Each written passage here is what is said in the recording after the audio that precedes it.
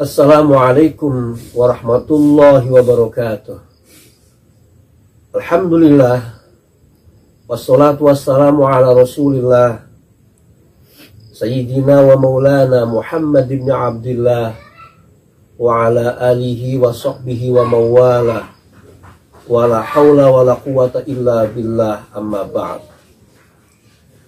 Pemirsa, hadirin wal hadirat, kaum muslimin wal muslimat, ikadawan, ikadawati yang dimuliakan Allah Subhanahu wa taala. Marilah kita bersyukur pada Allah Subhanahu wa taala.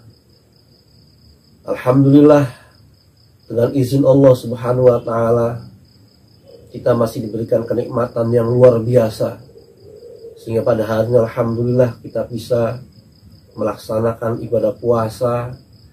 Mudah-mudahan ibadah puasa kita tahun ini lebih baik, lebih bermutu kualitasnya dibanding dengan tahun-tahun yang lalu. Amin ya rabbal alamin.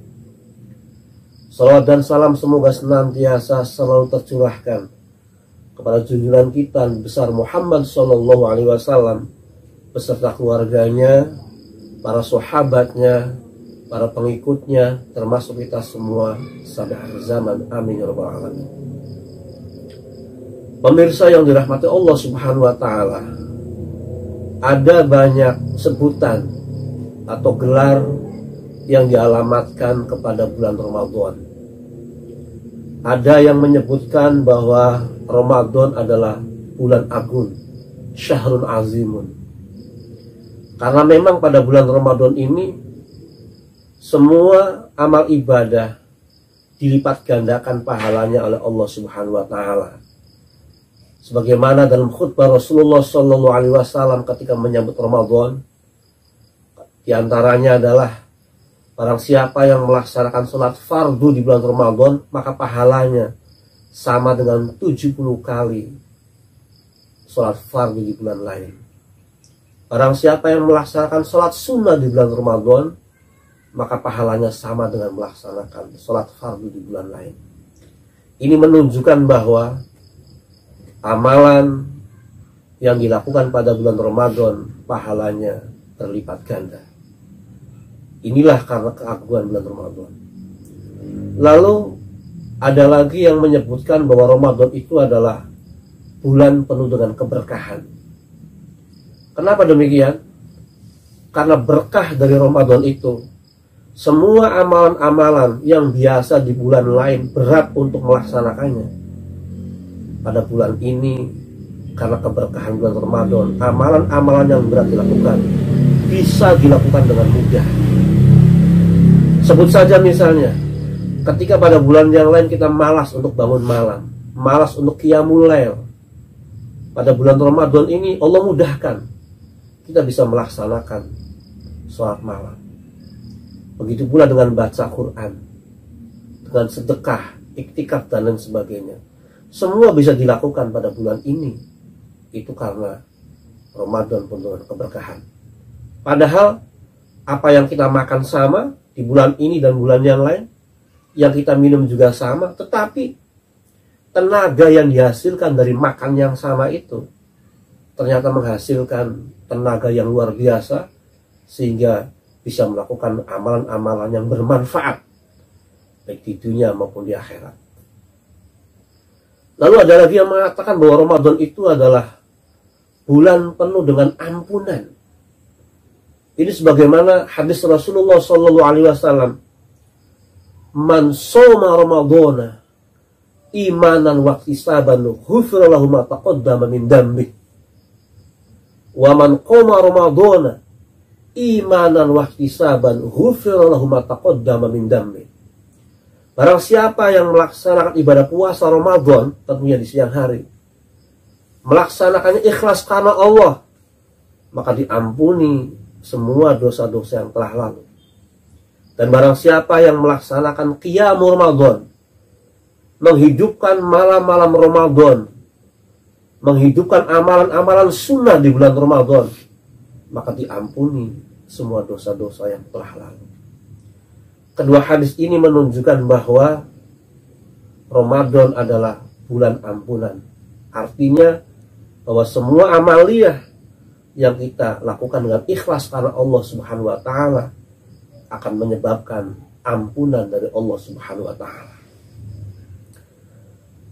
Selanjutnya ada lagi yang mengatakan bahwa Ramadan itu adalah bulan untuk melatih diri atau bulan latihan. Karena pada bulan ini Allah Subhanahu wa taala melatih diri kita agar kita mampu mengendalikan hawa nafsu kita, mampu mengatur, mampu memanage hawa nafsu kita, sehingga hawa nafsu kita bisa terarah dengan baik. Hawa nafsu kita diarahkan oleh Allah Subhanahu wa taala agar terarah sesuai dengan tuntunan Allah dan Rasulullah Shallallahu alaihi wasallam. Pemirsa yang dirahmati Allah Subhanahu wa taala, salah satu di antara nafsu, bukan hanya nafsu makan, bukan hanya nafsu tidur, tetapi nafsu juga bisa berupa marah. Nah, dengan adanya kita berpuasa ini diharapkan agar hawa nafsu kita yang berupa amarah itu kita semua bisa mengendalikan dengan sebaik-baiknya. Ada hadis Rasulullah Shallallahu alaihi wasallam, suatu ketika ada seorang laki-laki yang bertanya kepada Rasulullah Shallallahu alaihi wasallam, "Ya Rasulullah, ausini." Wahai Rasulullah, beri aku nasihat, beri aku wasiat. Lalu Nabi menjawab, "Qala la tabdob." Kata Nabi, jangan marah. Pemuda ini menanyakan kepada Rasulullah berkali-kali, beri aku wasiat, beri aku wasiat. Dan Rasulullah menjawabnya cukup dengan satu kalimat, la tagdob, jangan kamu marah, jangan kamu marah. Dalam hadis itu faraddada miraran, Kanjeng Nabi mengatakan jangan kamu marah, jangan kamu marah sampai berulang-ulang. Nasihat ini menunjukkan bahwa betapa besarnya akibat yang dilakukan karena marah itu. Betapa besar bahayanya marah itu. Sehingga Kanjeng Nabi berkali-kali mengucapkan la tabdob, jangan kamu marah.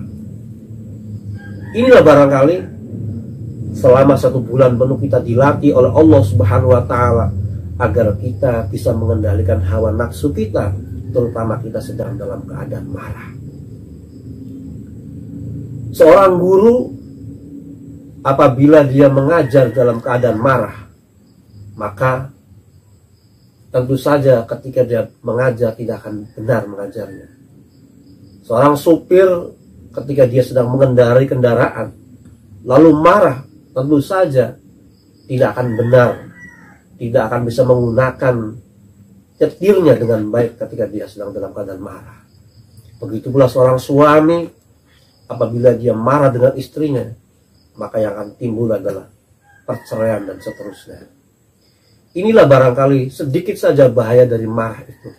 Karena marah adalah berbahaya bukan hanya kepada diri sendiri, tapi bahaya marah juga bisa berakibat kepada orang lain.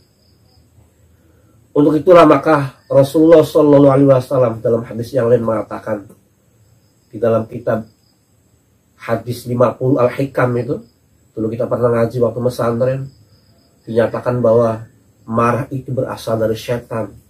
Setan itu berasal dari api, dan api itu hanya bisa dipadamkan dengan air. Maka kalau kamu marah, maka berwudulah. Hadis ini memberikan petunjuk kepada kita semua bahwa apabila kita marah, cara mengobatinya adalah dengan cara berwudu. Di dalam hadis lain Rasulullah SAW bersabda, "Laisa syadid bisur'ah, innama syadid alladzi yamliku nafsu 'indal ghadab." Bukanlah orang yang gagah, bukanlah orang yang hebat, tapi orang yang hebat itu sesungguhnya adalah orang yang bisa mengendalikan nafsunya ketika dia sedang dalam keadaan marah. Jadi orang yang keren itu bukan orang yang wajahnya tampan, bukan orang yang kaya, bukan orang yang badannya kuat luar biasa, tapi orang yang keren, orang yang hebat adalah orang yang bisa mengendalikan nafsunya ketika dia sedang dalam keadaan marah. Ini karena apa? Karena memang mengendalikan marah adalah sesuatu yang sangat sulit sekali, sehingga Rasul mengatakan orang hebat adalah orang yang bisa mengendalikan hawa nafsunya ketika dia sedang dalam keadaan marah. Pemirsa yang dirahmati Allah Subhanahu wa Ta'ala, inilah yang perlu kami sampaikan pada kesempatan ini. Mudah-mudahan yang sedikit ini yang saya dapatkan dari pesantren bermanfaat untuk kita semua. Allahumma amin ya rabbal alamin. Hasbunallah wa ni'mal wakil, ni'mal maula wa ni'man nasir, wallahul muwaffiq ila aqwamit thoriq. Wassalamualaikum warahmatullahi wabarakatuh.